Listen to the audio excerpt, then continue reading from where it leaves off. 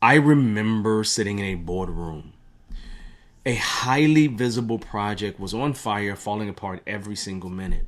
And I watched a senior leader, a guy with decades of experience, stand up and draw what amounted to a racy chart on the whiteboard. This is while the entire house was burning down. I've watched teams trapped in 30-person meetings, Zoom calls, communicating for hours, accomplishing absolutely nothing. Just noise, right? Just performing the ritual of what Agile is, right? They were all following a script, and it was failing miserably. I realized in those moments, the playbooks are broken. The methodologies from the so-called gurus are worthless. So 4 years ago, I didn't guess. I went on a journey. I didn't write a blog post. I went and actually did the work. I'm Dr. Devon Morris, your leadership outlaw and adaptive performance strategist. My mission is simple: to help you and your team thrive when the pressure is on. To do that, I went deep into the academic trenches. I designed the studies, collected the data, and conquered a PhD dissertation, all to answer one simple question. What actually predicts team effectiveness in a world of pure chaos? Here's the grounded truth. The popular theories, the one they sell you in certification classes and motivational conferences, they don't hold up under real pressure. Today, I'm going to pull back the curtain. I'm not sharing opinions. I'm sharing findings. This is what the data proves about elite teams. This is how you apply it now, right now. If you're serious about this, you know what to do, but don't miss the work that I'm about to present to you. First and foremost, academia and the Agile industrial complex are great at giving you real clean frameworks. But the problem is leadership isn't clean. Business isn't clean. The work we do isn't clean. When I pressure tested these textbook models in real organizations with real teams facing real high stakes deadlines along with that pressure, the gaps weren't just obvious, they were chasms. Here's the biggest lie, the biggest textbook lie that I've seen. You're told more communication equals more effectiveness. And if we just follow the rituals, the ceremonies, the events, the results will follow. They will come. My research proved that that's a fallacy. I have found that it's pure laziness. It wasn't the quantity of communication that mattered. It wasn't the adherence to rituals, meetings. The data show the actual predictors, the variables that significantly impacted the outcome, which were psychological safety and collective resilience. See, this actually matters because if you're a leader still managing by those broken playbooks, by those textbooks, you are solving for the wrong variables.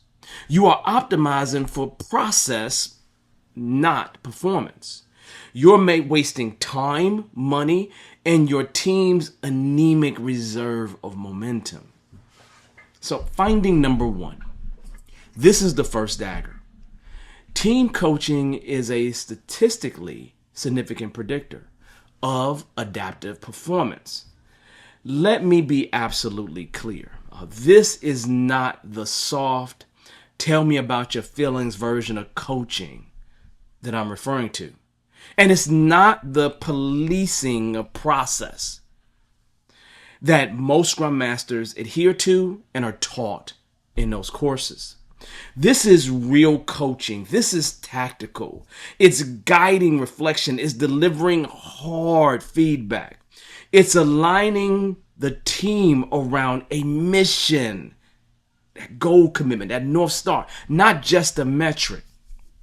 When a skilled coach is present, teams demonstrably adapt faster to chaos and solve novel problems more effectively. See, the data is a direct challenge to an organization that sees coaching as this nice to have, a nice soft skill, as fuzzy stuff, really emotional.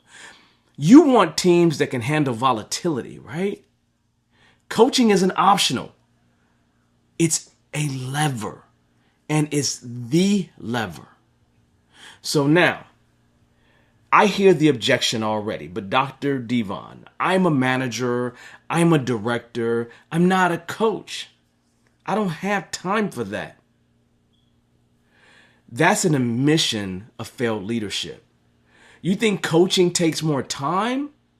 What takes more time is cleaning up the actual mess after your team fails because you didn't actually coach them.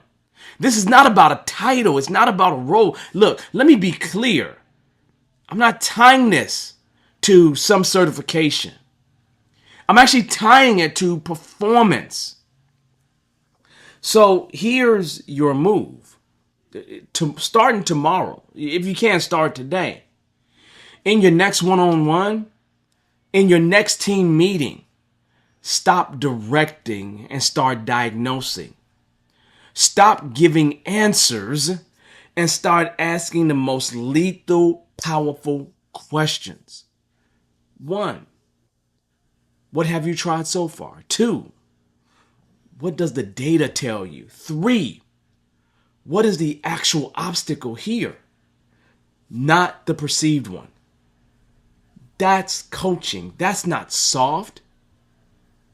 It's your leadership weapon.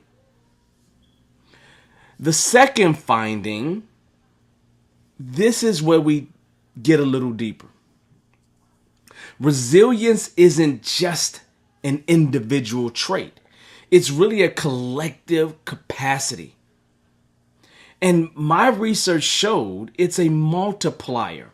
My data showed that resilience mediates the link between coaching and performance, which is extremely important. Let me kind of translate this from that academic, almost textbook speak for you. Because this is the part you can't afford to miss. Think of coaching as the seed and resilience as the soil. You can have the best coach in the world and the most expensive seed. But if you try to plant it in a team that is burnt out, brittle, and cynical, nothing actually grows. The seed actually dies on the concrete. But when you coach a resilient team, a team that can take a punch, reframe the actual challenge, and get back in the fight, the impact of that coaching is amplified exponentially. If you want your investment in coaching to stick, you must cultivate resilience first. Now, people will always have objections, like saying you can't build resilience. People either have it or they don't. It's not my job. Well, that's wrong. That is a toxic, lazy, and pervasive myth. See, collective resilience isn't built in a 2-day offsite class or training with trust falls and yoga mats. It's just not the case. It's not going to help you. Resilience is built in how you, the leader, handle failure. So here's your move, right? The next time someone on your team fails, they don't get things done in a sprint, things just fall apart, a feature's bombs, a client is lost. What's your first move? Do you hunt for the guilty or you hunt for the gap in the system?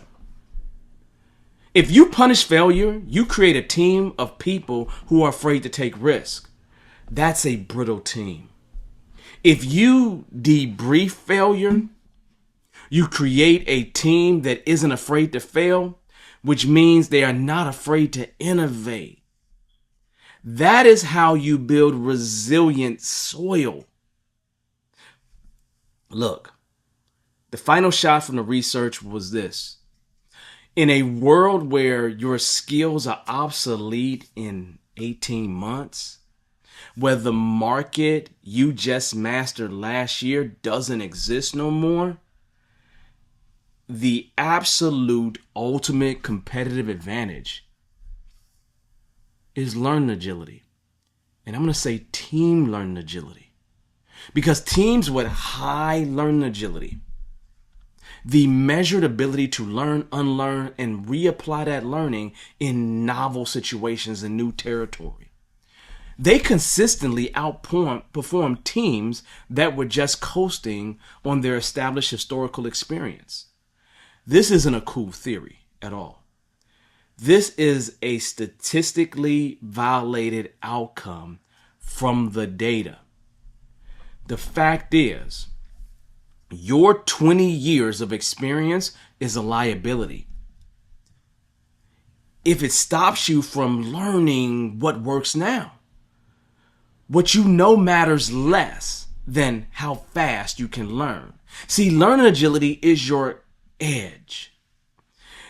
The objection is always the same. We're too busy doing the work to learn from the work. We don't have time for the lessons learned. Man, that's a death sentence.